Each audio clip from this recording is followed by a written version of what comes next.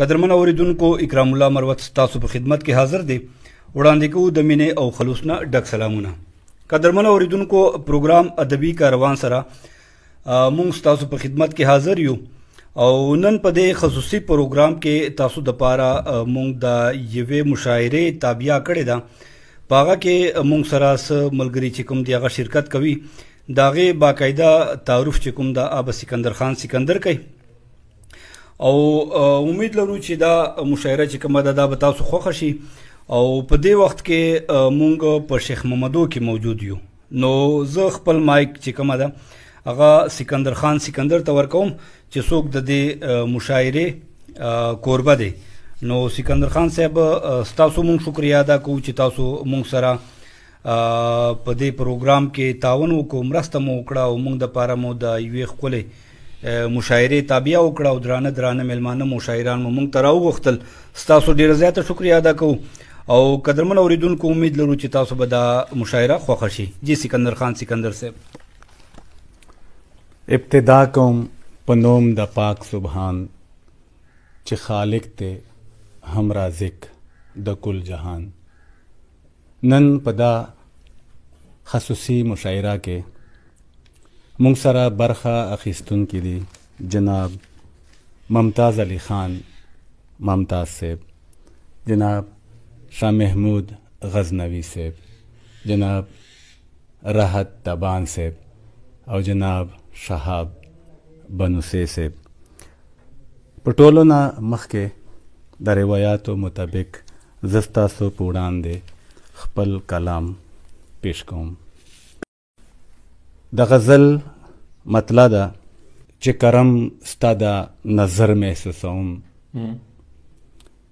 چې کرم ستا د نظر محسوسوم، ځان سلطان سکندر محسوسوم. د دنیا واړه غمونه پکې ځای کړم، د دنیا واړه غمونه پکې ځای کړم، موټې زړه مې سمندر محسوسوم.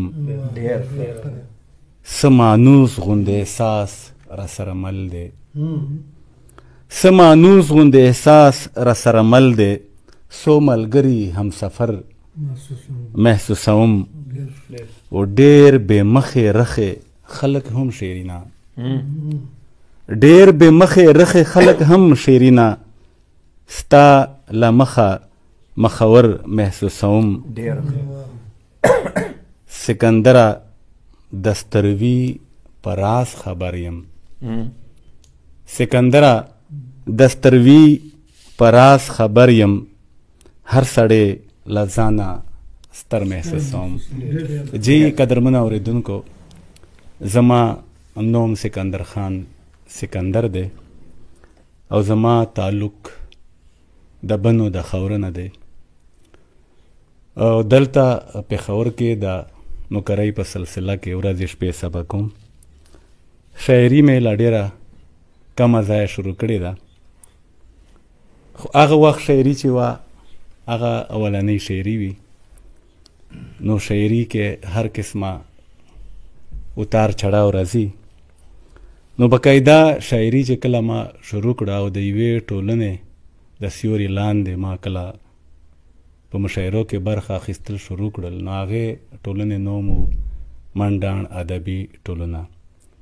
تر اوسه مې یو کتاب شعري ټولګه اظهار په منظر عام راغلی دی، نور نثري مواد هم لرم او یو بل کتاب چې زمونږ د جنوبي اضلاع